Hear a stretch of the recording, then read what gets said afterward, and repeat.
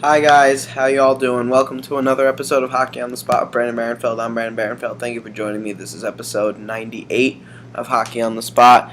But lots to talk about today. Lots of games last night and lots of updates to go with it. So let's get started, shall we? Starting with the Pittsburgh Penguins signing enforcer Pierre-Luc Letourneau LeBlanc to a 2-year, two-way contract worth $1.1 million, or $550,000 per year. He hasn't played in the league in a while. He hasn't played an NHL game in a little bit, so he may be a little rusty, but he is an enforcer. That's what he is. If you're looking for him to score the big goal, don't look for this guy. He's nothing but bite. That's what he is. But definitely can add some grit to a Pittsburgh team that is, let's face it, is a little bit short in that respect. The Calgary Flames forward Curtis Glencross will miss 6 weeks with a second-degree MCL sprain. This is a big loss for the Calgary Flames because this guy is a goal scorer, and maybe he hasn't done too much this season, but generally he is one of the better, more valuable players on the team. For the Edmonton Oilers last night, Taylor Hall made his return to their roster after missing the last 7 games with a knee injury. Meanwhile, Linus Ullmark, the reigning Swiss NLA scoring champion, made his season debut last night, while New York Rangers forwards Derek Brassard and Derek Dorsett and defensemen John Moore and Anton Strawman played their first games back in Columbus last night since being traded by the Columbus Blue Jackets. Columbus Blue Jackets coach Todd Richards says it had to come to this point eventually. It's like running into your old girlfriend on the street. You're probably not looking forward to the first time, but it's got to happen. Obviously, Strawman was never a part of that big trade. In fact, he was not a part of that big trade, and he had played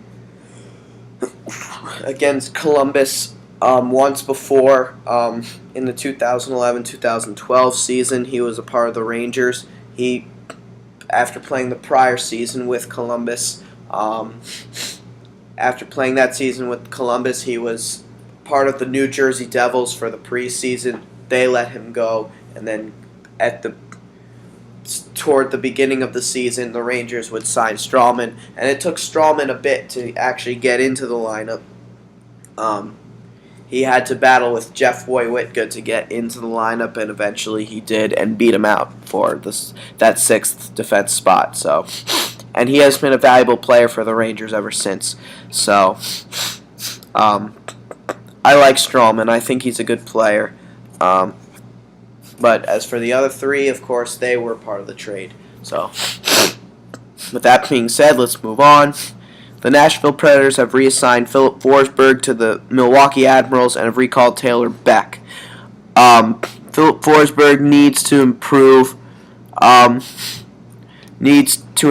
least for a little bit. I don't think this is the last that we've seen of Philip Forsberg, but let's face it, he hasn't exactly been the player that they think he's going to be, at least not yet.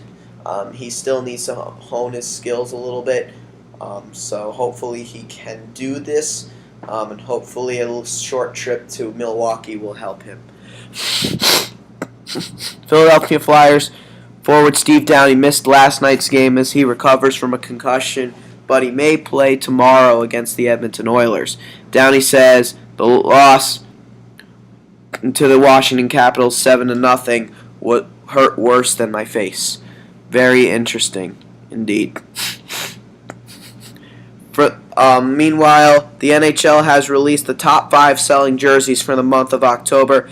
Patrick Kane is number 1.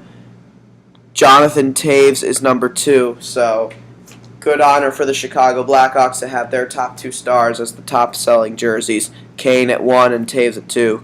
Sidney Crosby at number 3. Pavel Datsyuk at number 4. And believe it or not, Tim Thomas in his new Florida Panthers uniform at number 5. So that's really interesting for sure. But those are the top 5 selling jerseys of the month of October. Winnipeg Jets forward Jim Slater underwent surgery yesterday in Montreal for a sports hernia and will be out indefinitely. That's a solid loss for the Jets as he's a key member of their fourth line.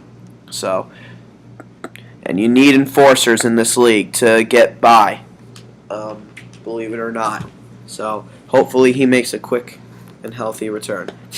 The Anaheim Ducks forward Teemu Selanne announced that this will be his last season in the NHL, as we all know. However, it might not be the end of his hockey career. There are rumors that he could play in the KHL next year, with Jokerit, a Liga team, joining the KHL next year. This is where Selanne started his hockey career and is good friends with the general manager, Jari Kurri. Of course, that was his boyhood idol growing up. A reporter said, "We estimate that the probability of Teemu Selanne playing for Jokerit in the KHL at 20 to 30%. If Ilya Kovalchuk can retire from the NHL to go play in Russia, Selanne could definitely do the same, but go play for Finland." The New Jersey Devils have placed forward Patrick Elias on IR with back spasms. He has definitely been their most valuable player this year, so for them to lose him is definitely a big loss for sure.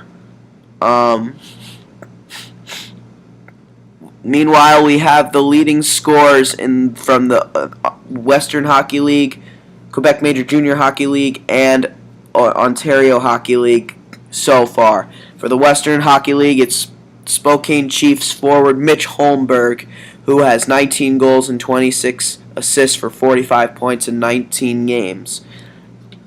For the Quebec Major Junior Hockey League, it's Anthony Mantha, who has 20 goals and 25 assists for 45 points in 18 games. And of course he plays for the Val-d'Or Forays. And for the Ontario Hockey League, it's Erie Otters forward and Toronto Maple Leafs prospect Connor Brown, who leads the league with 15 goals and 21 assists for 36 points in 17 games. Meanwhile, Anthony Mantha, by the way, is a Detroit Red Wings first-round pick. So, big honor for the Leafs and the Wings. Mitch Holmberg, obviously not drafted yet. If he is draft eligible for this year, I believe. So we'll see where this goes.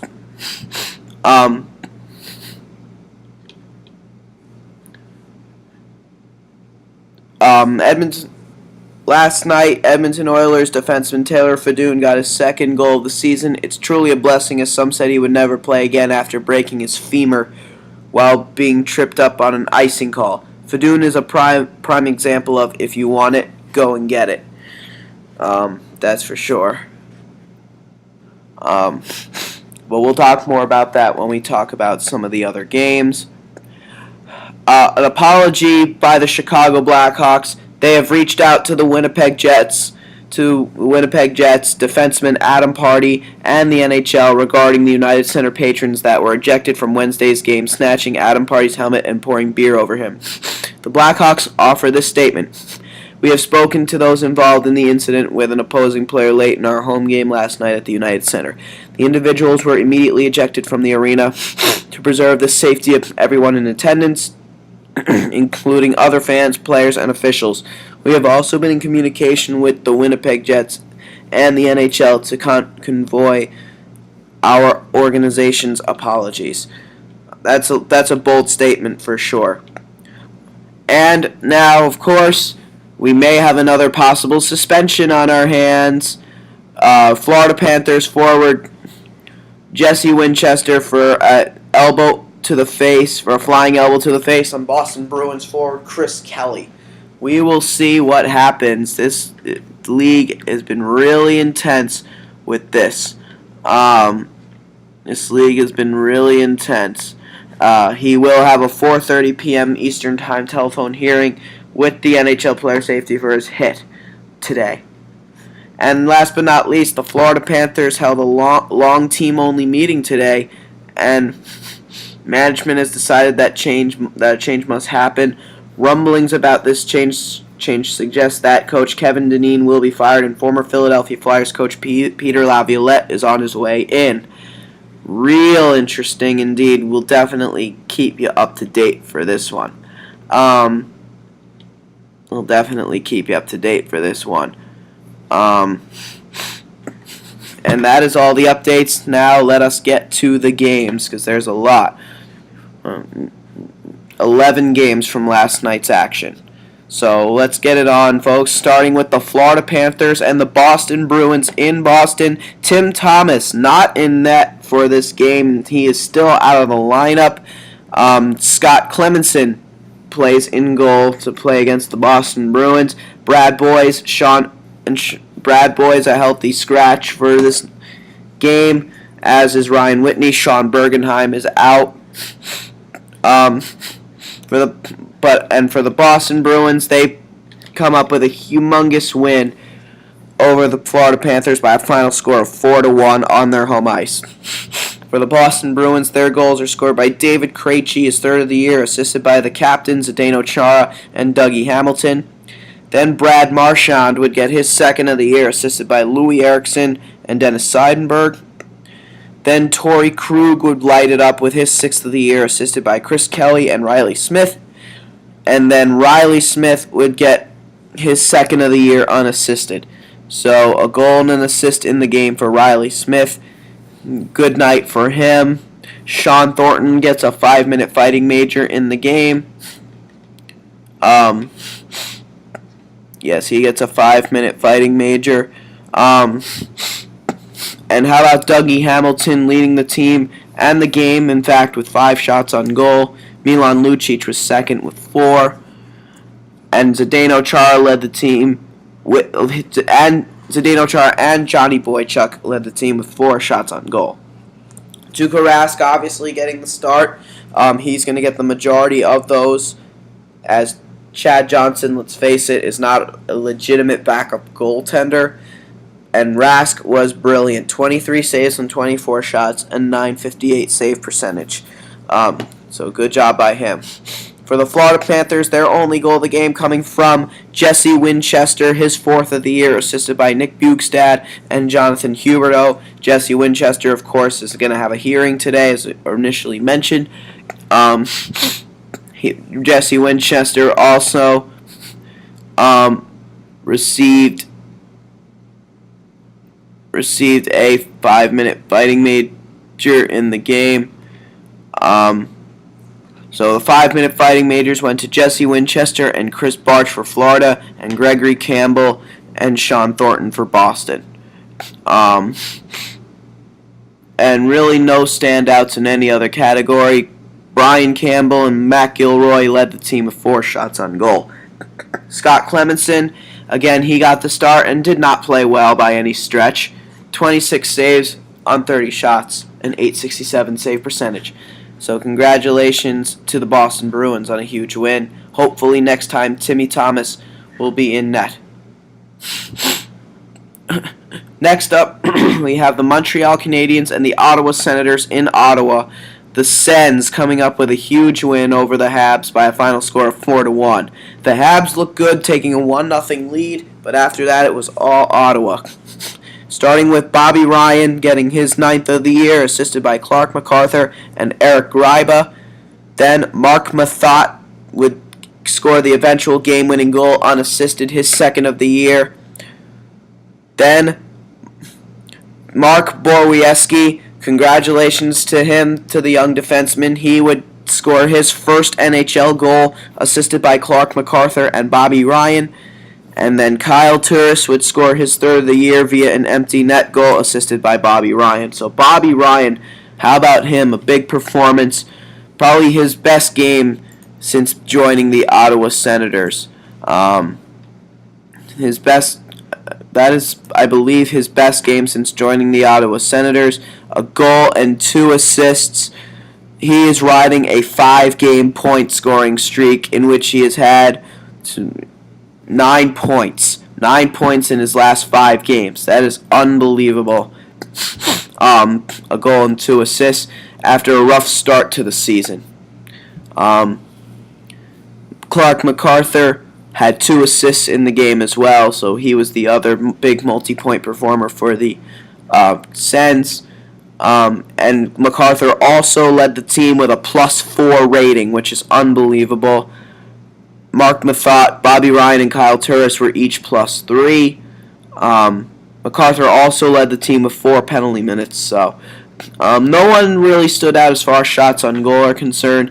Hits, however, was a big thing for the Sens last night. Mark Mathot and Zach Smith both leading the way with 7 hits each. They really out-hit the Habs. They absolutely did. The next closest was Mark Borwiecki with 4. Robin Leonard got the start and now has improved to 2-2-2, making 33 saves on 34 shots and 971 save percentage. What with Craig Anderson being out with this injury, Rhett Leonard is really making life hard for Craig Anderson, and it could be a signal that a trade could be coming in Ottawa. For the Montreal Canadiens, again, they took a 1-0 lead in the game. Their only goal of the game coming on the power play. Andrei Markov getting his second of the year, assisted by PK Subban and Thomas Plekanec. Brendan Gallagher led the team with 8 penalty minutes. Francis Bouillon, a team worst, -3, which is horrendous. Shots on goal, how about PK Subban? 9 shots on goal for him to lead the game in that regard. 5 shots for Andrei Markov, which is the second most. Thomas Plekanec and Alex Galchenyuk each had 4. PK Subban led the team with 4 hits, and Andrei Markov led the team with 6 block shots. Francis Bouillon also had 4, but overall not a good night. Carey Price, the goaltender, did not play well. 20 saves and 23 shots and 870 save percentage. Now, Carey Price is now under 500 officially. So this is not good for him or the Habs. Congrats to the Ottawa Senators on a huge win. Next, we have the New Jersey Devils and the Philadelphia Flyers. The Devils looking for some revenge, and they get it in Philly. After the Flyers gave them that 1-0 embarrassment on their home ice, the Devils get them right back with a shutout of their own. 3-0 was the final score. And the Devils really outplaying them without Patrick Elias in the lineup. With Patrick Elias out of the lineup, Cam Janssen steps into the lineup for the New Jersey Devils, and he makes his first game of the season something really special, and we'll talk about that in a sec. For the Devils, their first goal of the game being scored by Adam Henrique, his 5th of the year, assisted by Eric Jelinek and Michael Ryder. Then, Cam Janssen gets his first goal of the year in his first game of the year and his 4th career NHL goal, assisted by Adam Larson and Ryan Carter. For the two of them, their first assists of the year respectively. For Cam Janssen, he has not scored a goal in 56 NHL games. Cam Janssen now officially has more goals this season than Claude Giroux, who was once named the best player in the game. Claude Giroux having a terrible, terrible season. And then, with 2 seconds left in the game, Jaromir Jagr would score the empty net goal for his 4th of the year, unassisted. Congratulations to him. As far as standout statistics, really nothing much to talk about. Ryan Carter and Cam Janssen led the team with 4 hits, and Adam Henrique led the team with 4 block shots. Martin Brodeur, how about him? Despite the fact that he's now become the backup goaltender of this team, he still earns his 122nd career shutout, and it is now the 20th consecutive season in which the Brodeur has recorded at least 1 shutout, which is phenomenal, just phenomenal. Why he wasn't the number 1 star of the game is beyond me. Nothing going for the Philadelphia Flyers last night. Andre Mazzaro's a -3, a team worst. Wayne Simmons leading the team and the game with 4 shots on goal. Mike Raffle leading and Claude Giroux leading the team with 5 hits each. Claude Giroux, that's good and all for hits, but he's not supposed to be a hitter. He is supposed to be a scorer. So he is definitely not having a good season by any stretch. Ray Emery got the starting goal. Not a good, and he was okay, but not good enough to get the win. 22 saves on 24 shots, a .917 save percentage. So congratulations to the New Jersey Devils. Next, we have the Minnesota Wild and the Washington Capitals in Washington. The Caps coming up huge with a big win on home ice by a final score of 3-2 in a shootout. The Minnesota Wild held a 2-1 lead in the game, but the Caps came back to tie it. For the Caps, their goals being scored by Alex Ovechkin, his 13th of the season, scored on the power play, assisted by Nicholas Backstrom and Marcus Johansson. And then in the third period, Marcus Johansson gets his 2nd of the year, assisted by Tom Wilson and Brooks Laich. For Brooks Laich, that's his first assist of the season for a season that hasn't gone all too well for him. Let's face it, he only has 2 goals and 1 assist now in 16 games and is a -7 and only 25 shots on goal. So Brooks Laich, not a motivated player right now. For the Minnesota Wild, their goals coming from Charlie Coyle on the power play, his first of the season, and his first while wearing number 3, assisted by Zach Parise and Mikko Koivu. And then Michael Granlund would get his 2nd of the year, assisted by Jason Pominville and Nino Niederreiter. So the kids getting it done for the Wild to allow them to get a point in the game. In the shootout, Caps go with Mikhail Grabowski, Alex Ovechkin, and Nicholas Backstrom, while the Wild go with Jason Pominville, Mikko Koivu, and Charlie Coyle. Nicholas Backstrom scores the only goal overall in the shootout, allowing for a big win for the Caps in the shootout. For the Washington Capitals, Marcus Johansson, a big game with a goal and an assist. Alex Ovechkin once again leads the team in shots on goal. He had 5. Nicholas Backstrom was 2nd with 4. Braden Holtby getting the start and goal. And he was absolutely brilliant, making 33 saves on 35 shots and .943 save percentage. Well deserved for the number 1 star.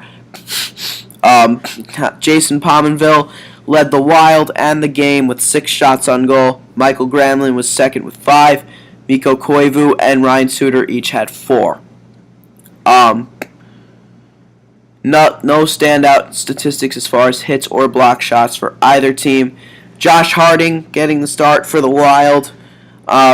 He was good despite the loss. 25 saves and 27 shots, a .926 save percentage. So congratulations to the Washington Capitals and Braden Holtby on a huge win.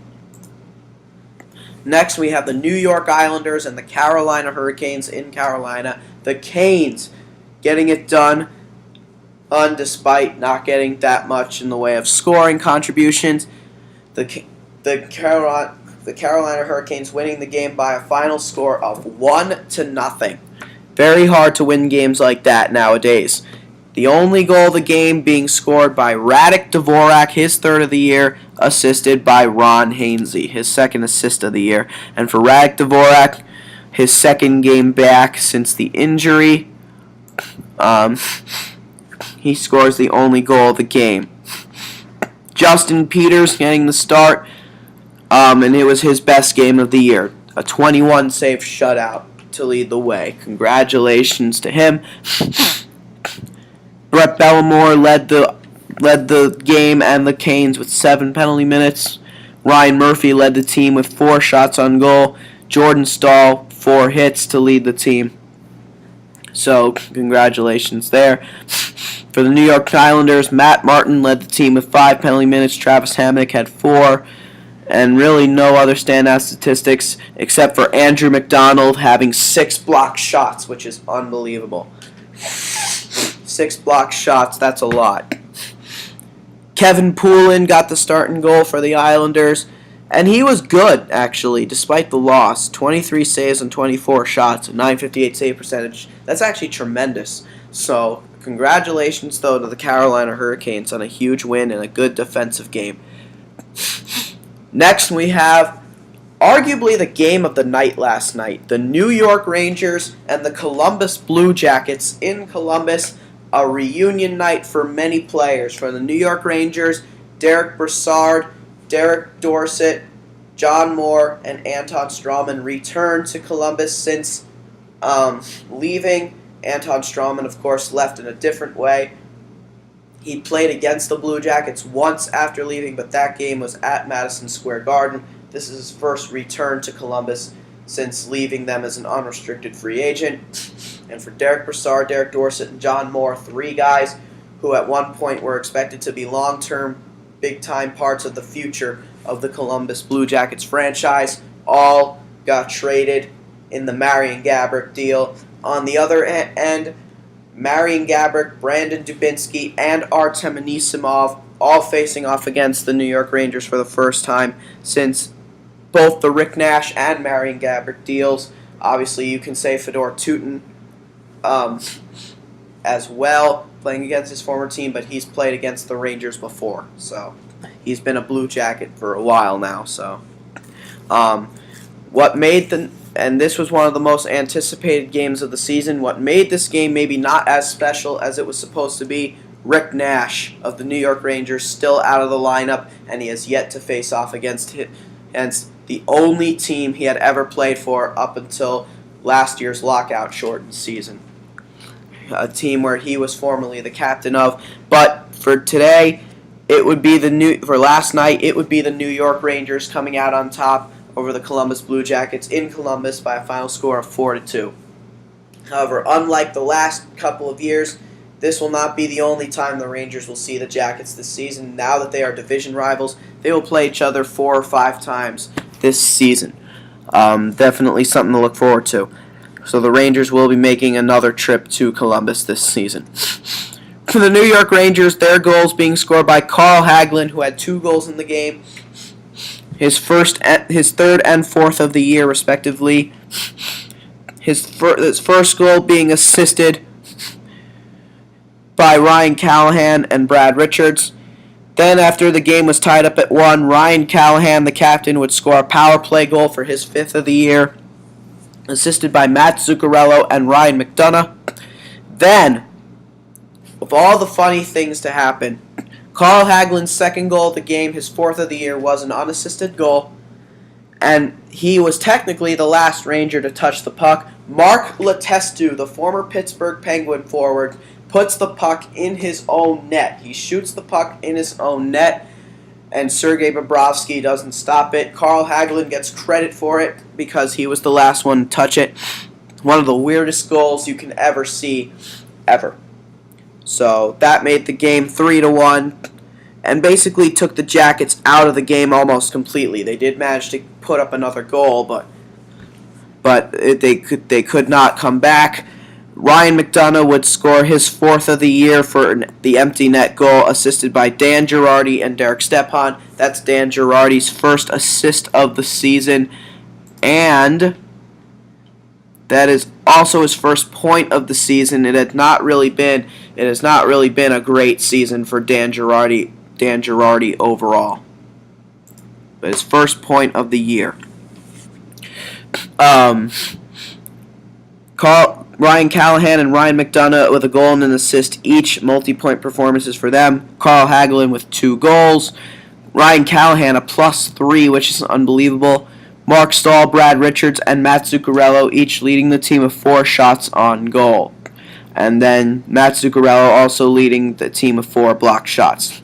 Cam Talbot, the Prince, as many people are calling him now, the heir to the throne to Henrik Lundqvist, he would get the start and goal as the Rangers played the previous night as well against the Pittsburgh Penguins. Cam Talbot would get the start and was brilliant. 32 saves on 34 shots, a .941 save percentage. He may not have been one of the 3 stars, but he was fantastic. He truly was. For the Columbus Blue Jackets, their 2 goals coming from Fedor Tyutin, his first of the year, and it comes against his former team, assisted by Brandon Dubinsky and Jack Johnson. So Dubinsky getting an assist against the Rangers, which is huge.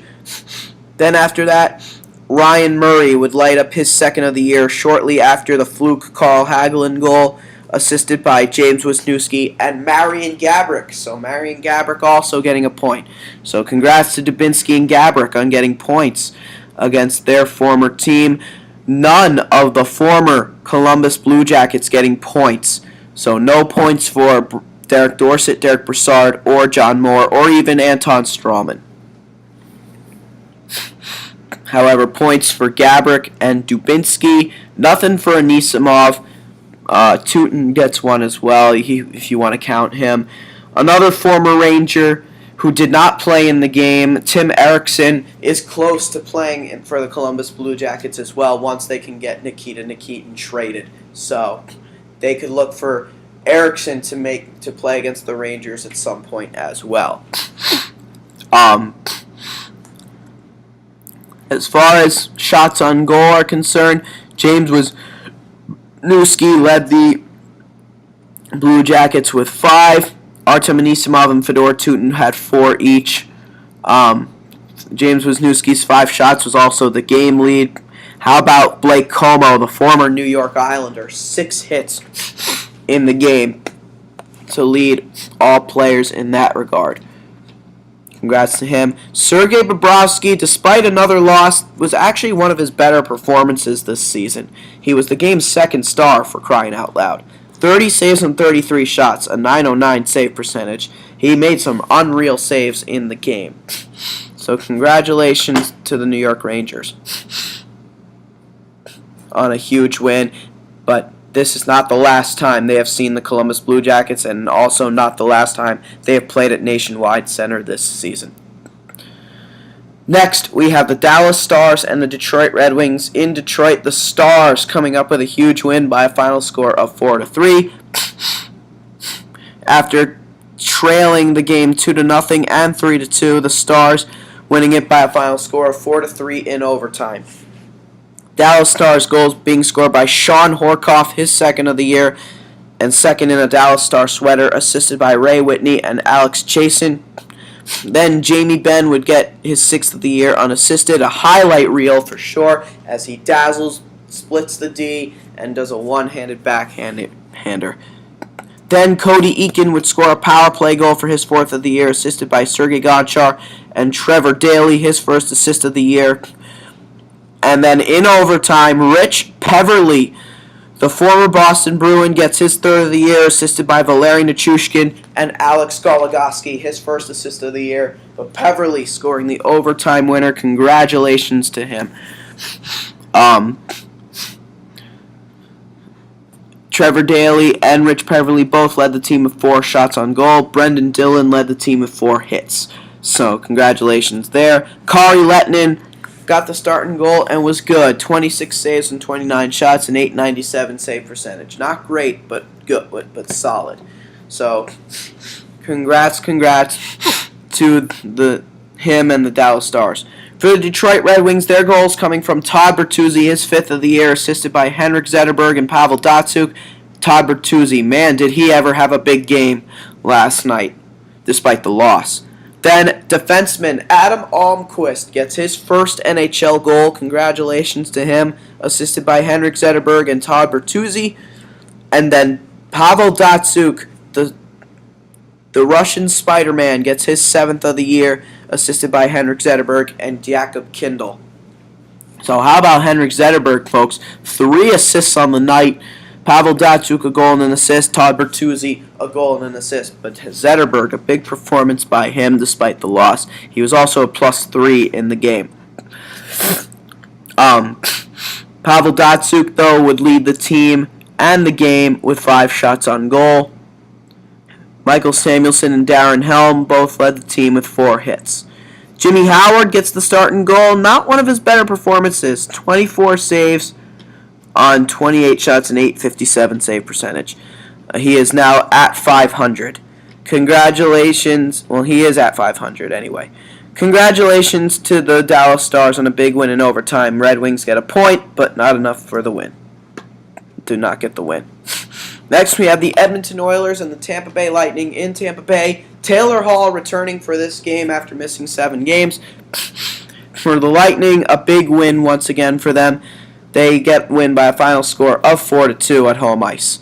For the Tampa Bay Lightning, their first 2 goals in the game, both coming from Steven Stamkos, both unassisted, his 12th and 13th of the year, respectively. Then Tyler Johnson would go on to score his 4th of the year, the eventual game winner, assisted by Richard Panik and Radko Gudas. And then Valtteri Filppula would get his 6th of the year, unassisted via an empty net goal. So congratulations to him and the Lightning. Steven Stamkos, 2 goals in the game, of course. How about Radko Gudas and Matt Carl? A +4 for that defense pair. Congratulations to them. Steven Stamkos leading the team with 5 shots on goal. Teddy Purcell was second with 4. Steven Stamkos also, in addition to 2 goals and a team leading 5 shots, game leading 5 shots actually, he also had a team and game leading 6 hits, which is unlike his style of play. And how about Ben Bishop? Man, was he ever in his zone. 38 saves on 40 shots, a .950 save percentage. Congratulations to him. My God. Actually, Steven Stamkos' 5 shots was not a game leading, by the way. I made a mistake. For the Edmonton Oilers, their goals being scored by the 2 Taylors. Taylor Fedun would get his 2nd of the year, assisted by Jordan Eberle and Ales Hemsky.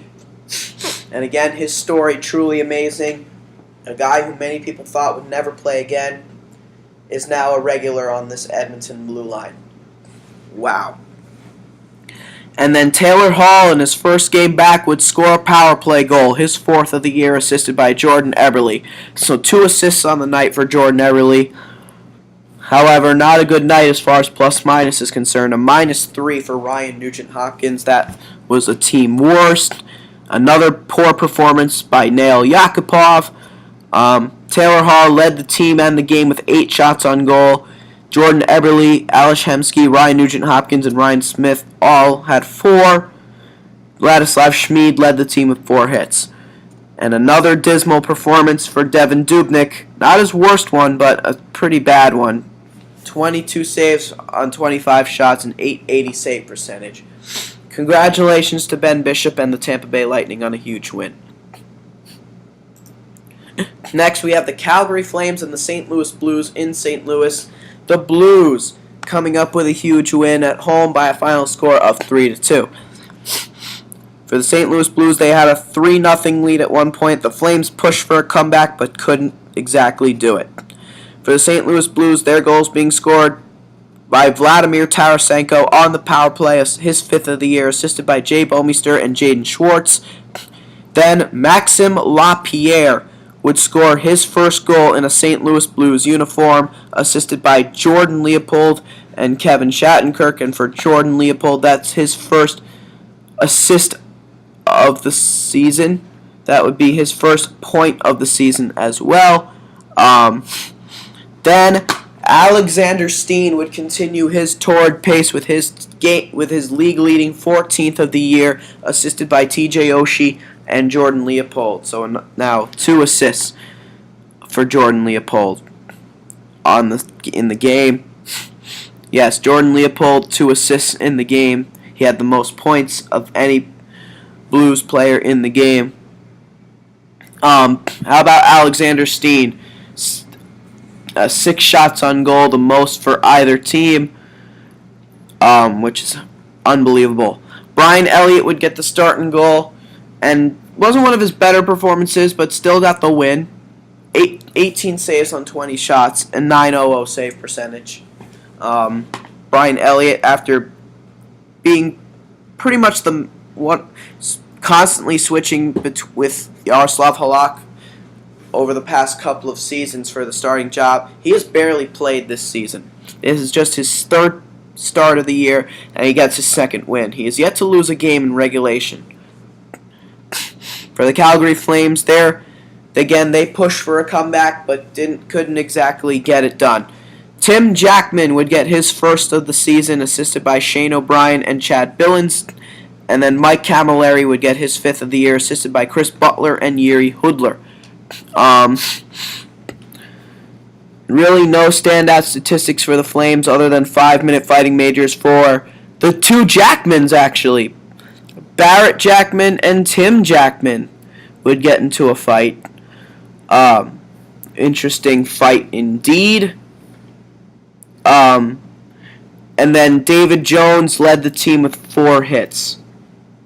Really the only other standout statistic. Rito Berra got the start in net. Better performance than last game, but still not really a great one. 24 saves and 27 shots, and 889 save percentage. So congratulations to the St. Louis Blues on a huge win. Next we have the Buffalo Sabres and the Los Angeles Kings in LA. The Sabres coming off with a huge upset win over the San Jose Sharks, 5-4 in a shootout. A game that maybe they shouldn't have won because the Sharks should have been credited with an overtime winner, but that did not happen. But the Sabres looking to build off that, they could not do so. The Kings coming up big with a 2-0 victory, 2-0 shutout victory at home. Both LA goals coming on the power play. The first one coming from Mike Richards, his 4th of the year, assisted by Jake Muzzin and Tyler Toffoli. And then the second one from Anze Kopitar, his 4th of the year, assisted by Drew Doughty and Mike Richards.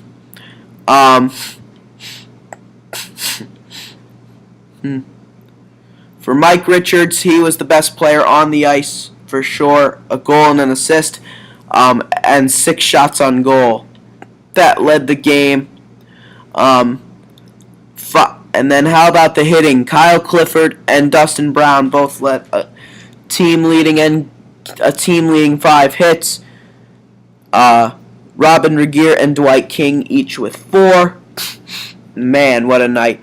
Jonathan Quick was stellar even though he didn't face that many shots. A 19-save shutout, which isn't the most impressive shutout, but it's a shutout nonetheless. So congratulations to the Kings. For the Buffalo Sabres, nothing in the goal category at all. Tyler Myers, rough night for him as he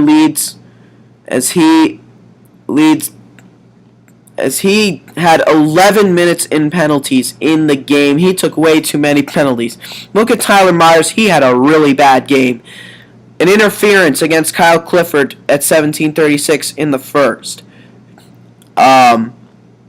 A 5-minute fighting major with Matt Fratton of the LA Kings. And then a high sticking against Matt Fratton. As well as a holding against Matt Fratton. He was really at it with Matt Fratton throughout the whole night. The interference against Kyle Clifford, 17:36 into the first. A holding King and a 5-minute fighting major against Matt Fratton at 18:50 in the second. And at 13:01 in the third, a high sticking against Matt Fratton. So, not a good night for Tyler Myers by any stretch.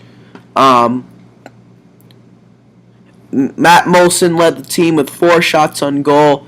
How about Steve Ott? 8 hits in the game. He was really mad last night, you could tell. Rasmus Ristolainen and Marcus Foligno with 4 each for second on the team. Congrats to the LA Kings on a huge win. And last but certainly not least, we have the Vancouver Canucks and the San Jose Sharks in San Jose. The Sharks wearing their black uniforms for this game. And how about the Vancouver Canucks looking to end a 9-game losing streak against the San Jose Sharks, as well as erase a 4-game sweep against the Sharks from last year's first round of the playoffs. They do just that with a 4-2 victory in San Jose. Congratulations to the Canucks. They were losing 1-0, and then the game was tied at 2, but the Canucks coming up big. The Vancouver goals being scored by Brad Richardson, his 5th of the year, assisted by Darren Archibald and Kevin Bieksa. How about Brad Richardson, folks? He is on pace to having his best season. his career high 11 goals, 16 assists, 27 points in 81 games with the LA Kings in the 2009-2010 season. That's his career high in points and assists. His career high in goals, 14 in 06-07 with the Colorado Avalanche.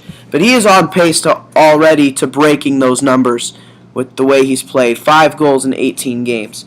An unbelievable season for Brad Richardson. He's been a big surprise for this team. As has Mike Santorelli, who got his 5th of the year as well, to make it 2-1, assisted by Chris Higgins and Alexander Burrows. First assist of the season for Burrows. Then after the game was all tied up, Christopher Higgins would score the eventual game-winning goal, his 6th of the year, assisted by Alexander Burrows. And then in the second period, Zach Kassian would put the game away with his 4th of the year, assisted by Kevin Bieksa and Ryan Stanton, who's been another big surprise. 2 assists for Kevin Bieksa and Alexander Burrows, a goal and an assist for Chris Higgins. 5 minutes in penalties, a 5-minute fighting major for Ryan Stanton. That led the team in that regard. 5 shots on goal for Ryan Kesler. That led the team and the game, as a matter of fact, in that respect.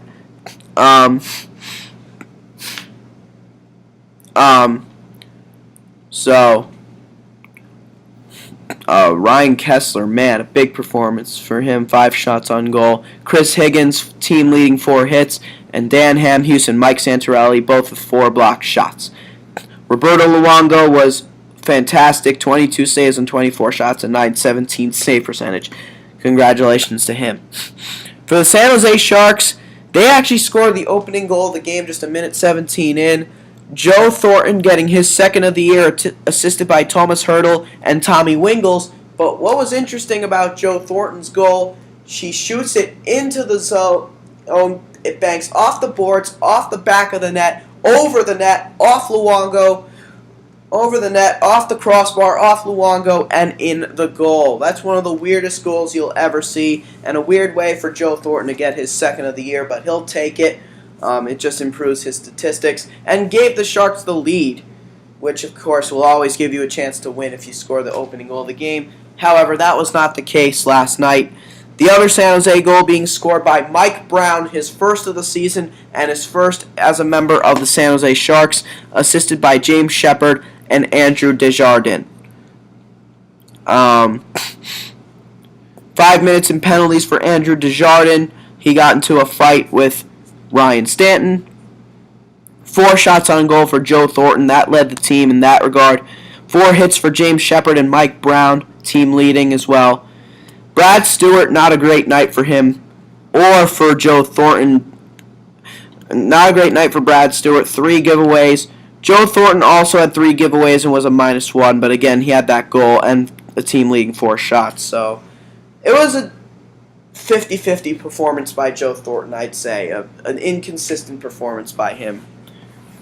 But an overall bad performance by Brad Stewart, though. 3 giveaways.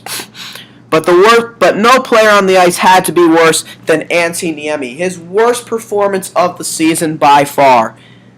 He got the start in net and let up 4 goals on just 13 shots. Just 9 saves on just 13 shots. That's a .692 save percentage. After that 4th Vancouver goal by Zach Kassian, he was immediately pulled for Alex Stalock, who was able to just as much as prevent any more goals from going in, but couldn't change the game overall. But that's all he was able to do. 21 saves on 21 shots for Alex Stalock, which is a personal shutout for him, but not an overall game shutout. But Alex Stalock, all he was able to do was prevent any more from going in. He couldn't motivate the Sharks to score more goals, and he couldn't change the pace of the game by any stretch. So overall, 34 shots for Vancouver. They outshoot a San Jose team that's known for getting lots of shots on goal. Congratulations to the Vancouver Canucks on a big slump-ending victory. And that is all the games from last night, and which means there's only one thing left to do. We now go to this day in hockey history from November 8th. November 8th, 1924 was the day that Canadian native John William Bower was born, originally known as John Kizkan. John Bower is a former NHL goaltender who was nicknamed the China Wall.